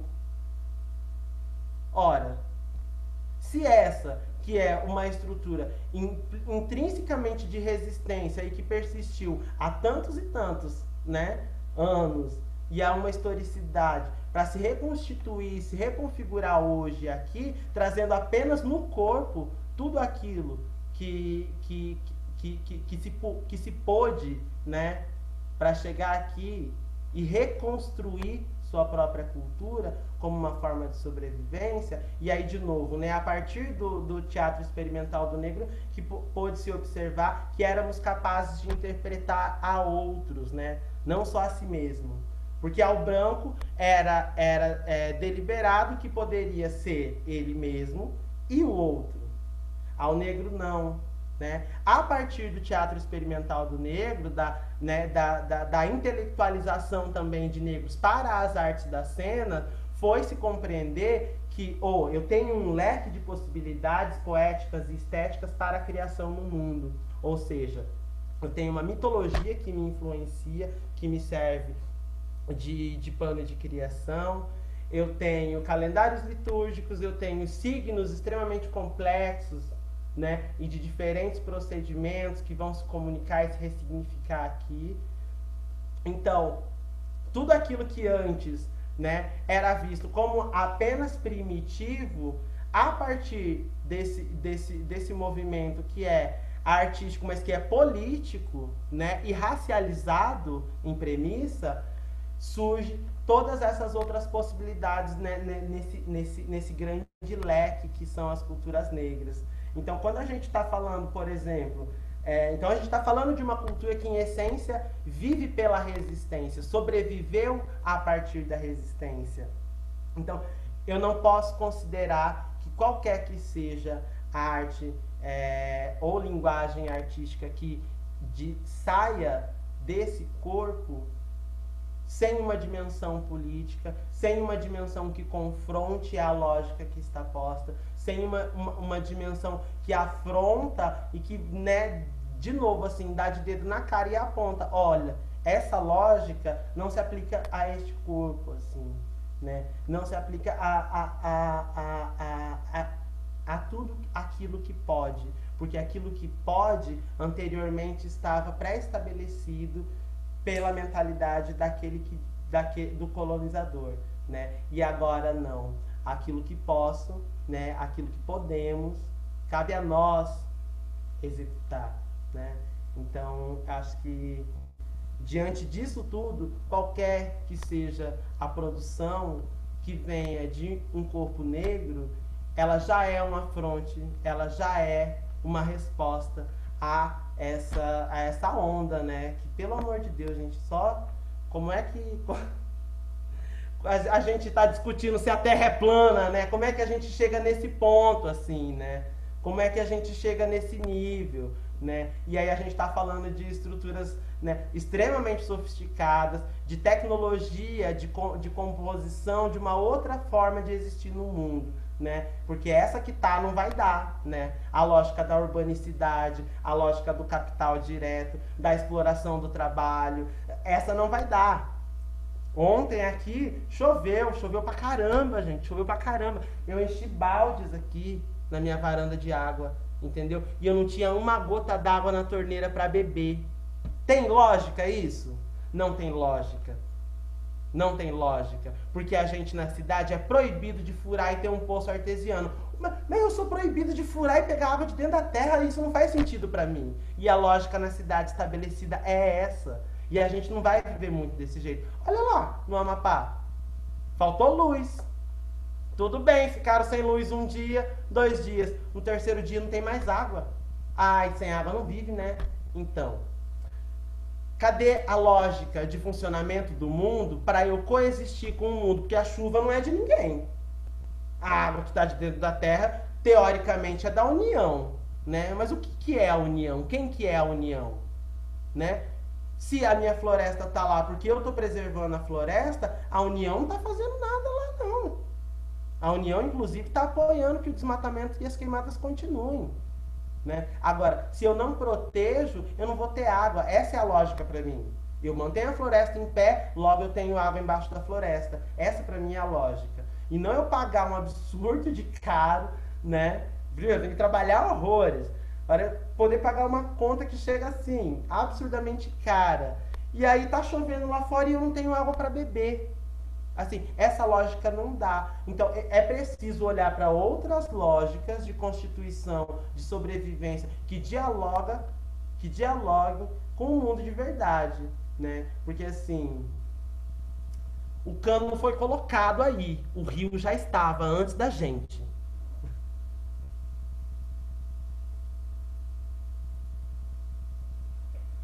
Eu não sei se eu durmo essa noite. Vai ficar aqui, ó. Nossa Senhora, conflito. Mas vamos lá, próxima pergunta. A próxima pergunta, então, começa assim. Atualmente está surgindo com maiores proporções um processo de ressignificação dos termos negro e preto.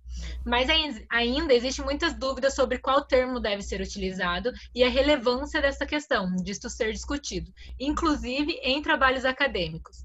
Aí a gente gostaria, Leonardo, que você explorasse esse assunto, para tirar essas dúvidas, para a gente saber a importância. Então, caiu um babado, né? Porque cultura não se traduz, né, gente? E a linguagem, né? A gente está falando aqui das linguagens, né? A dança é também,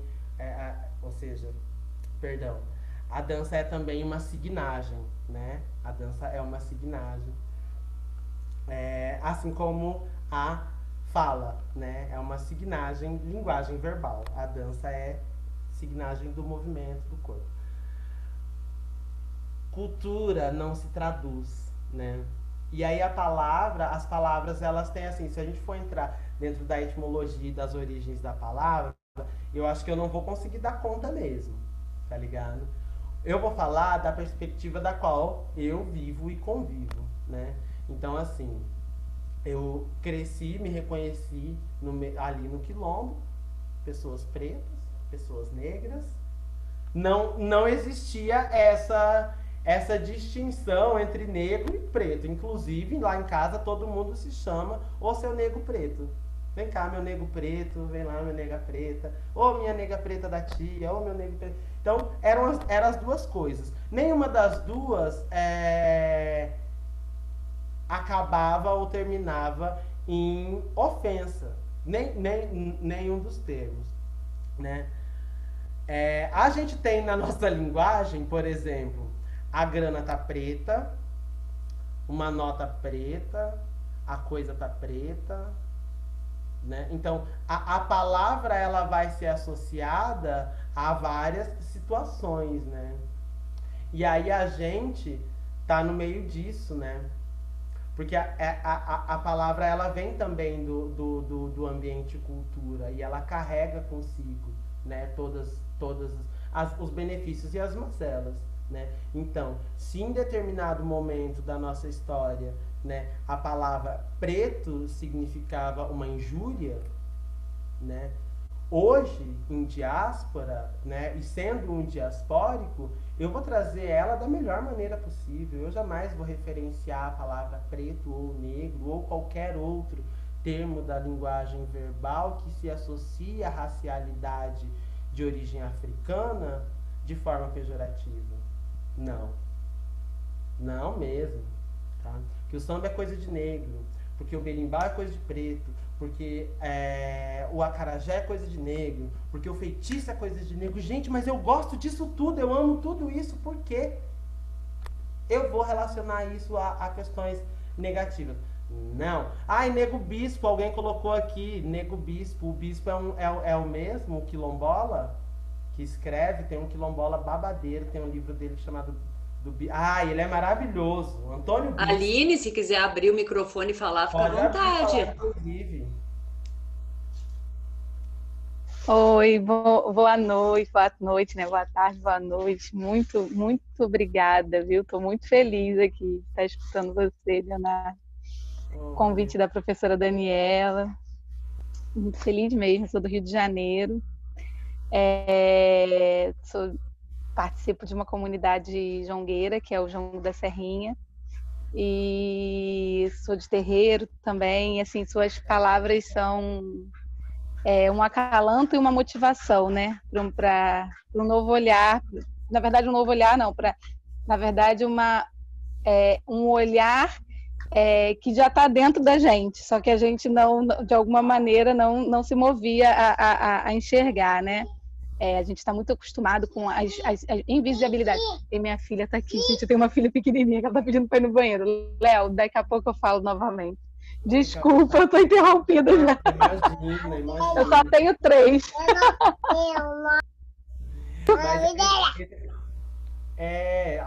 Ali está presente um outro grande valor, né? Os filhos, né? Que é um outro grande valor da cultura banto também, né?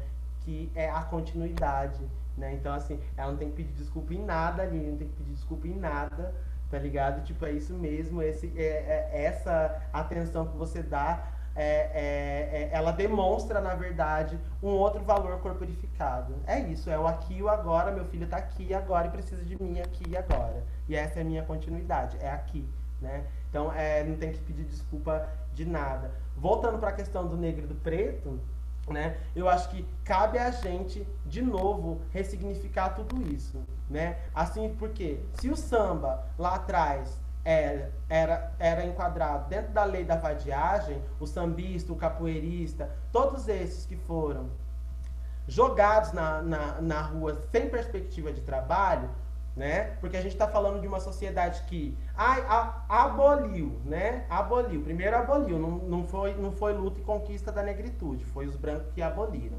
Então, de novo, né? E colocou ali. Vai colocar para quê? Para ser vadio. Porque era isso que estava se fazendo. Uma vez que os postos de trabalho estavam sendo colocados todos para os imigrantes e a política migratória, né, que incentivou a vinda de pessoas brancas para ocupar os cargos de trabalho de grande importância dentro da sociedade brasileira, aos negros execrados cabia a vadiagem mesmo. O que mais seria, né? Então, se a capoeira, o samba, todas essas referências, o jongo mesmo, né, estavam enquadradas, assim como outras danças, o machixe, né, que depois é incorporada pela burguesia dentro dos salões de baile, e aí embranquecida, e aí sim aceita, e da mesma maneira o samba, né, então depois de uma roupagem da bossa nova, ele é aceito e adentra, né, as grandes casas da cultura, da sociedade brasileira. Se antes isso era tido como motivo de prática da vadiagem e ser um crime, porque era crime ser sambista e capoeirista, né? Hoje é motivo de orgulho. Assim, da mesma maneira, as expressões da linguagem verbal que antes nos condenava, que antes nos colocava em situação de criminalidade, de marginalidade, hoje são os motivos do nosso orgulho. Então, assim, tal qual, né, a cultura não tem uma tradução, ela se remonta, ela se recria, e hoje, né, dentro dessas práticas, elas fortalecem e enriquecem as identidades negras e reafirmam ela, né, em chão mesmo. Da mesma maneira com a linguagem verbal. Então é de novo, assim como a Aline falou, né? Não é olhar, né? É olhar com o corpo, né? Olhar com a corporeidade, né? Olhar com a corporeidade, que daí a gente está olhando com o sensível, né? De novo, daí eu tô olhando com o si mesmo e tô fazendo desse olhar um olhar mais coletivo, mais solidário.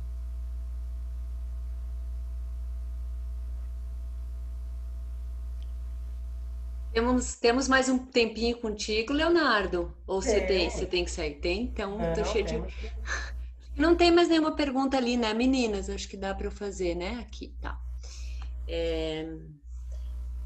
Eu tô ouvindo, assim, e tô pensando também que... tô percebendo muito forte, assim, na tua fala, essa ideia de que o corpo como... fonte, produtor, nutridor de conhecimento, né? Então, na própria vida eu aprendo, e aí é um constante fluxo, assim, né? De entrada e saída no corpo, para o corpo, e de trocas humanas, né? Que, a princípio, todos nós, seres humanos, estamos expostos a isso. A minha provocação, ou o que eu tô aqui, não é que a cultura afro, a cultura negra,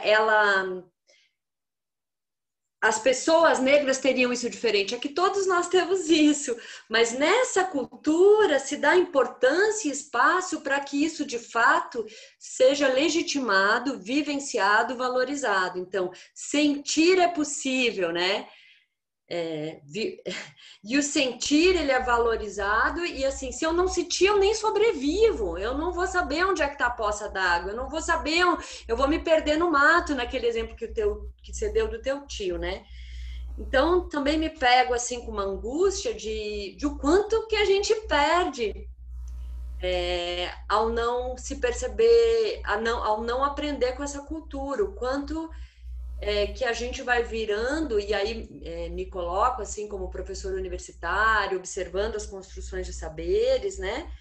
O quanto a gente vai ficando um cabeção mecanizado no mundo de ideias, no mundo de palavras, que ok, a palavra também pode ser incorporada, mas eu estou falando de um tipo de construção de pensamento de palavras que se distancia do sentido do pensar, do sentido e do corpo. Ela fica... Eu sempre tenho essa sensação, assim, que as palavras estão boiando num campo de milhões de revistas acadêmicas na internet, que eu penso, quem que lê tudo isso? Num campo de disputas hierárquicas de ego, quem escreveu, enfim, esse é só um ponto, né? Mas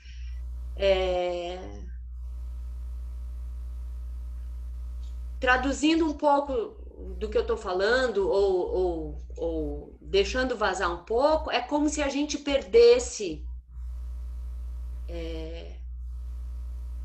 muito da vida. Sabe, assim, a minha sensação é essa, assim, nossa, cara, você vai ficar só aqui mesmo, fica muito empobrecida a vida. Eu tenho um aluno lá em Araucária e é disso que a professora falou. Essas dimensões da solidariedade, da necessidade da inter-relação, ela não é exclusividade da população negra. Ela é uma característica fundante da civilização e da forma como se organiza a vida social, né? A gente vive uma sociedade que está organizada em torno do capital, do dinheiro, né? Ele é palpável, ele é material. A gente está falando da materialidade, né? Quando eu pego, por exemplo, eu tirei aqui o meu quelê, né? Eu tirei o meu quelê. Se você for na rua, em qualquer loja de armarinho, a hora que eu fiz a inversão ali, eu tirei. Se você for em qualquer loja de armarinhos, você compra essas miçangas. Então, miçanga é simples. Qualquer loja de armarinhos. Aqui eu tenho 3 fios de conta, 3 firmas aqui na ponta, que são 3 utás, 3 pedras. Né? Eu chamo pedra porque ela tem um nome ritual. Eu não chamo colar porque ele não é um colar. Ele tem uma função ritual, ele é um quelê. Não são apenas miçangas organizadas uma do lado da outra, transpassadas por um fio, porque ela tem um outro sentido, um outro signo. Quando eu passo eles em torno do meu pescoço, ora, todas as sociedades têm miçangas passadas por fios. Nem todas têm o mesmo significado. Quando eu passo elas em torno do meu pescoço, eu me lembro da minha cosmovisão de mundo. Ora, essa é a conta da iniciação. Eu renasci quando eu recebi essa conta. E um filho de santo recebe. É a primeira. Né? É necessário dominar esse signo para saber qual é o valor que ele tem. Numa loja de armarinhos, ele vai sair por R$1. R$1. Você compra um fio de conta assim. Ou você compra as bolinhas, 50 centímetros de fio de nylon, e passa o fio de nylon nas bolinhas. No axé, isso aqui é impagável. Se eu vestir um colarzinho de óleo, isso aqui é prata, tem um valor, tem um valor aqui, né? Isso aqui está para essa sociedade, né, capital, como um valor capital, ela está como um valor capital. Eu tenho isso daqui, significa que eu posso comprar por isso daqui, significa que eu posso pagar por esse minério, beneficiado, né, e moldado nessa maneira aqui, que agrada aos meus olhos, né? Olha, é um adorno bonito, né? Legal. Isso aqui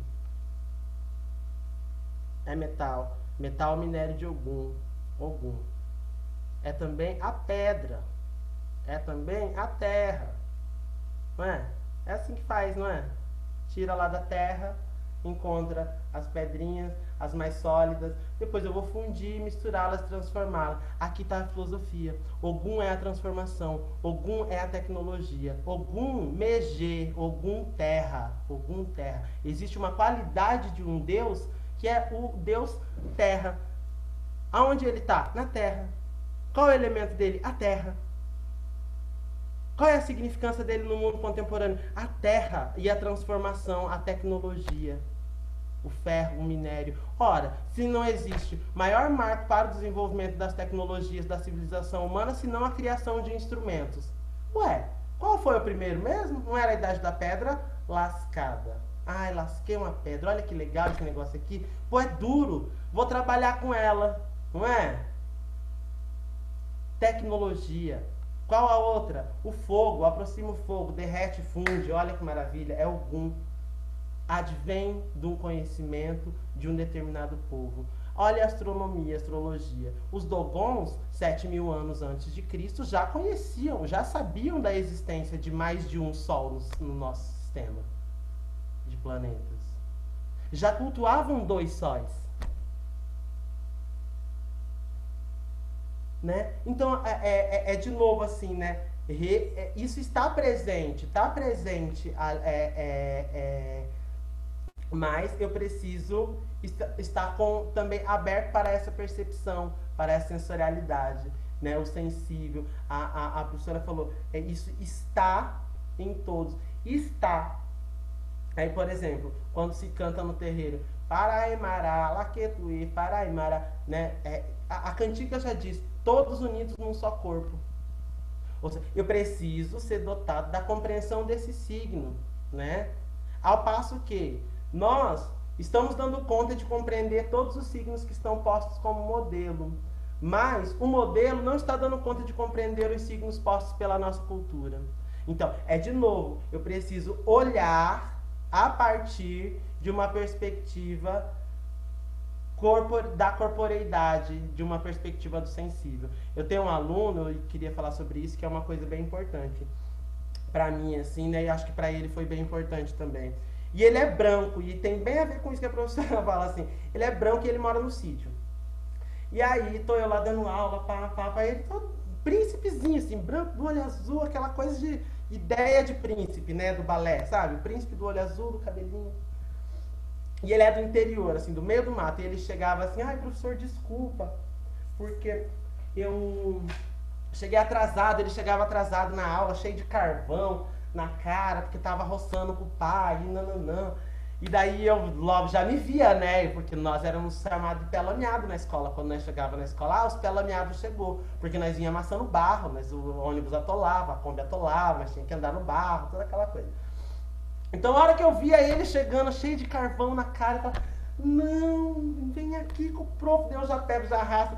E é lenço umedecido, que quem dança sabe, né? Anda com a mochila com lenço umedecido, desodorante, mais uma, 2, 3 trocas de roupa, né? Meia ali, tem que ter tudo. E aí eu já pego ele, já vem aqui, vamos passar um creme, lenço pra cara, e perfume, não, voltamos pra sala. O que você tava fazendo, Samuel, que você chegou atrasado e tal? Ah, professor, eu estava ajudando meu pai. Então eu estava fazendo, estava queimando lá na montanha, e daí fiquei lá, e depois meu pai, a gente saiu, eu perdi o transporte. O que você estava fazendo? Ah, professor, meu pai estava brigando comigo, porque isso, porque aquilo. Eu falei, o que é que você estava fazendo? Prof, ele é assim, prof, eu moro no mato igual o Pro. Daí eu, que legal. E lá no mato, às vezes, eu subo lá na montanha, e fico lá da montanha, olhando a outra montanha. E era isso que eu estava fazendo. Ele falou exatamente isso, assim. Eu subo na montanha, fico na montanha, observando a outra montanha. E é isso que eu estava fazendo. E seu pai brigou com você por causa disso? Meu pai brigou comigo por causa disso. Ele me descreveu o que ele estava fazendo. Indignado. Chegou atrasado, porque o pai brigou, porque ele estava ajudando o pai. E a hora que ele parou para olhar a montanha, o pai dele brigou com ele. Aí ele... Eu tô errado, eu falei, calma, amor, vem cá. Depois eu conversei com ele, porque na hora Samuel me tira do sério, assim. Samuel é uma criança de 11 anos, mas com uma sensibilidade profunda, assim, sabe? E aí eu tenho que ficar pensando, uma criança de 11 anos pergunta pra você, por que a gente dança? Pô, eu tenho que sentar e pensar antes de responder pro moleque de 11 anos por que a gente dança, né? Aí ele vem com essa, né? Daí eu falei assim, amor, vem cá. A gente... Eu não entendo por que meu pai e minha mãe brigam comigo porque eu tô lá olhando a montanha. Eles sempre brigam. Mas tudo bem. Eu não sei o que falar pra eles. Eu não sei o que dizer pra eles. A indignação dele é não saber responder e não saber dizer pros pais, questionar o porquê eles estão considerando aquele ato errado, né? Não, você fala assim pro pai e pra mãe. Que a gente, ser humano, né, a gente assim, né, a gente tem que trabalhar, estudar, né, ajudar o pai e a mãe em casa, que daí também eu posso tirar o negócio do trabalho deles, né? Ajudar o pai e a mãe em casa e fazer as tarefas de casa, fazer a aula de dança do prof e também contemplar. Contemplar, amor, contemplar isso que você estava fazendo, parar em cima da montanha e contemplar outra montanha. Ele né? Eu falei, sim, a montanha não é bonita? A montanha é bonita. Então, amor, só que só nós, seres humanos, gente, somos capazes de enxergar a beleza na montanha. A montanha em si, ela só é bonita. O rio em si, ele só é bonito. O céu, ele só é bonito.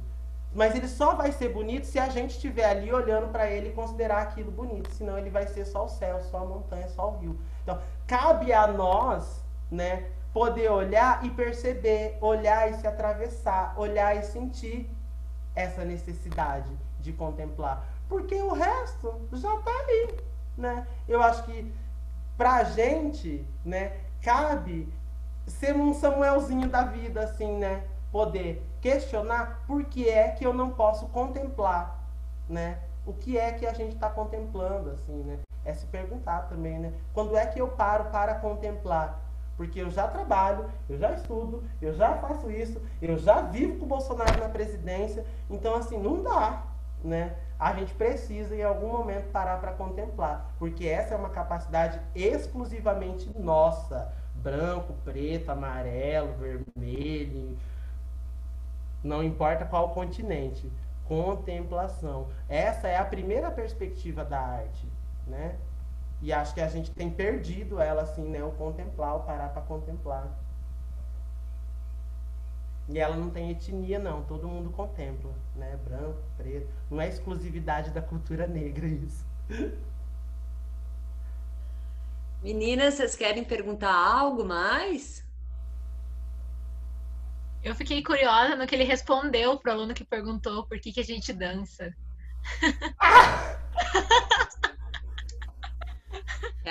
Eu fui professora dela de dança, acho que ela queria me perguntar isso a disciplina inteira e ficou com vergonha.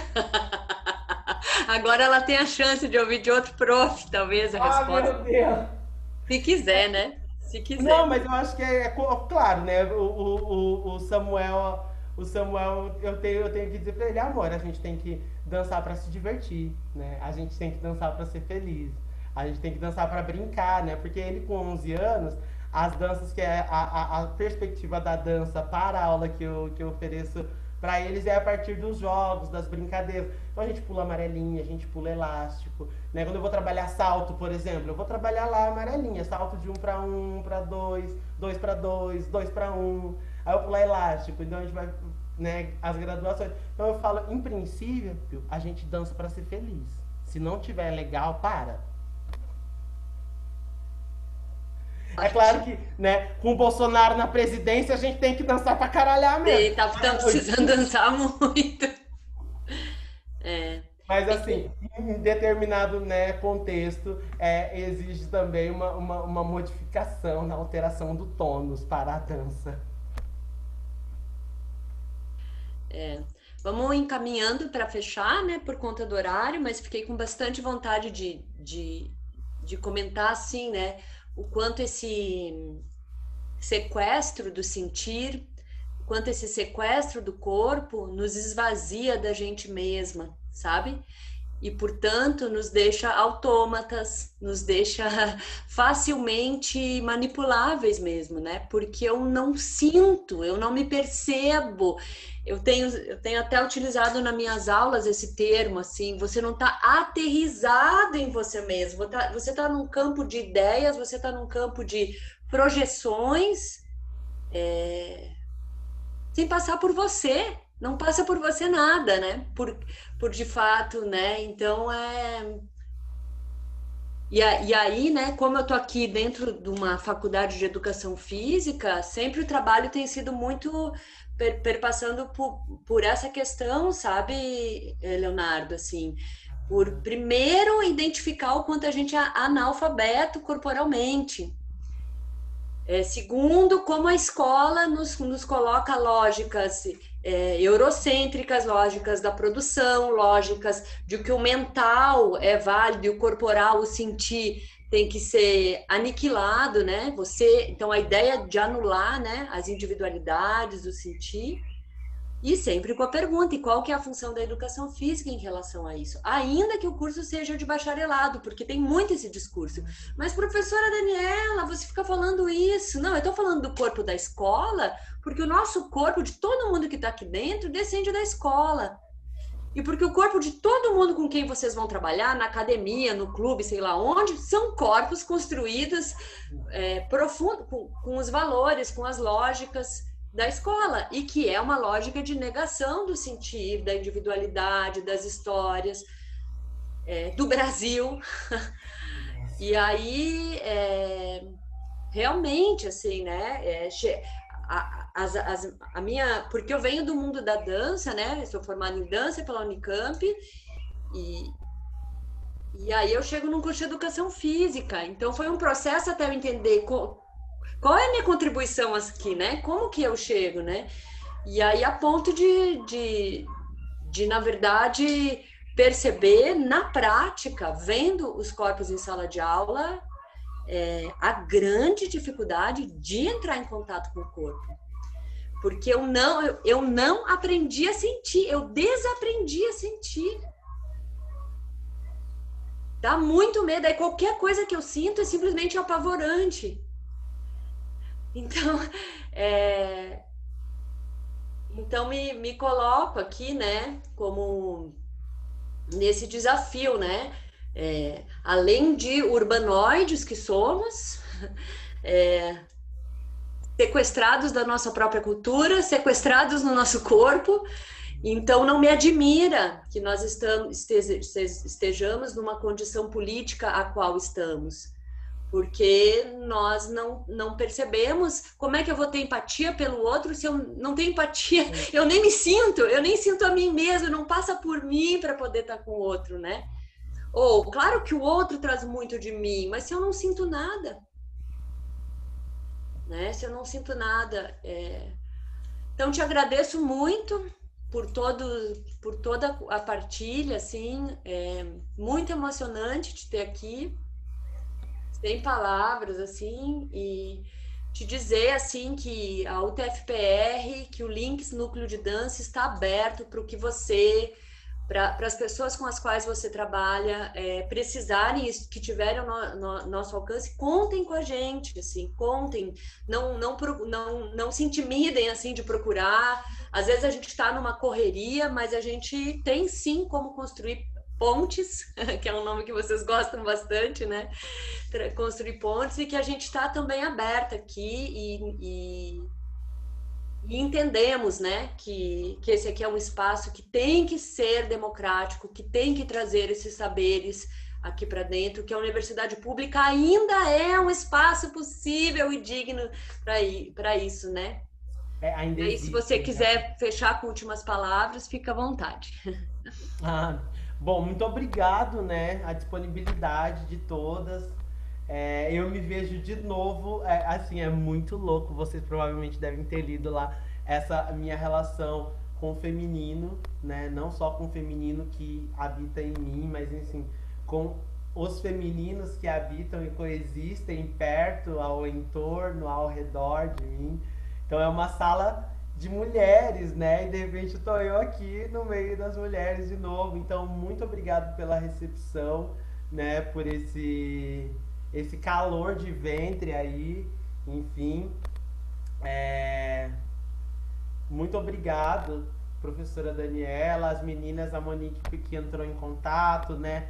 Foi me lembrando ali das coisas. Léo, o Léo é meio demorado, fala bastante. Então, muito obrigado mesmo pela compreensão, pela paciência também, né? Professora Daniela, obrigado pelo espaço, né? Sempre aberto de forma muito honesta, muito generosa também e muito consciente também de que esse é um espaço que deve ser democrático, né? Ele não deve ficar só lá na teoria, né? Assim, então, obrigado pelas portas abertas, né? E sobre uma última questão assim que a prof falou, que é sobre, desculpa a intimidade, mas eu já chamo de prof, eu já vou já... Verdade, tá me incomodando você me chamando de professora, pode me chamar de Dani, Daniela, se você se sentir bem. Tá bom.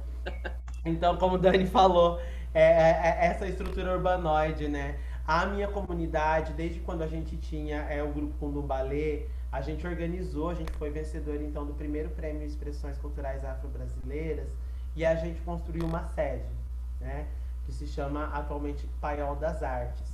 A gente organizou alguns festivais, alguns encontros e invariavelmente a gente recebe visitas de grupos de estudantes da universidade e das escolas públicas também que se organizam, né?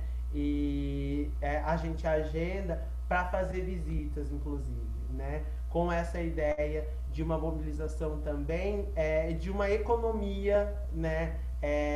De mobilização de uma economia para um turismo cultural não tão formatado dentro do turismo, ecoturismo, né? Que eu costumo chamar de egoturismo. Mas que a gente... Ai, acho que eu fechei. Não. Mas que a gente se organiza, enfim, para receber as pessoas, né, lá no barracão. Então tem conversa com a comunidade, tem passeio, trilha. Então, se for da vontade de vocês também, de experienciar em momentos em que a coletividade aglomerada for possível, né, a gente também vai estar com os braços e portas abertas para a recepção de vocês, tá? Em breve eu pretendo iniciar a construção de uma sede para Enraize, né, que é como eu chamo a minha pesquisa e os processos, e ele também vai se dar dessa maneira coletiva, solidária, em cooperação e em contato com a terra, que eu pretendo construir de terra mesmo, de bioconstrução. Então, quem quiser chegar, pisar barro e construir, edificar e outros caminhos possíveis, chega junto, que vai ser muito bem-vinda toda a força. Mais uma vez, professora, obrigado às meninas que organizaram, parabéns, um evento assim super bem organizado, achei um luxo e obrigado pela recepção, espero que eu tenha podido contribuir um pouquinho para o pensamento do corpo, da dança e das nossas corporeidades para o caminho da educação física também, né? Que vocês vêm construindo. Então, boa jornada. Oi, lindo, Léo. Querem abrir o microfone aí? Uma palavra de carinho pro Léo aí, quem quiser. Ai, eu não tenho nem palavras para agradecer, né? A gente tá sempre correndo lá, nós dois conversando e aí responde de manhã, responde no outro dia, no final deu tudo certo, isso é lindo, então tá ótimo. E nossa, amei, eu tô... viu? Parabéns. Olha, oi, obrigada. Obrigada, foi muito, olha, eu tô encantada. Temos que trazer o Léo cada vez mais para perto, né, meninas, do curso, né? Botar, né? Se ele quiser, se ele puder, eu acho que... Com certeza, vamos aí, vamos construir esse caminho, quem vai construir é a gente mesmo, né? A gente precisa, né, encontrar formas e parceiros, né, para somar de novo, né? Primeiro a comunidade, assim, para somar e construir, porque o que já foi construído não contou com a gente. Vamos daqui para frente. Né? Sim. Então todas as forças são bem-vindas. Sim. Tamo junto. Então tá. Obrigada. Não dá difícil fechar, né, gente? Falar acabou. Mas alguém vai ter que tomar uma decisão aqui.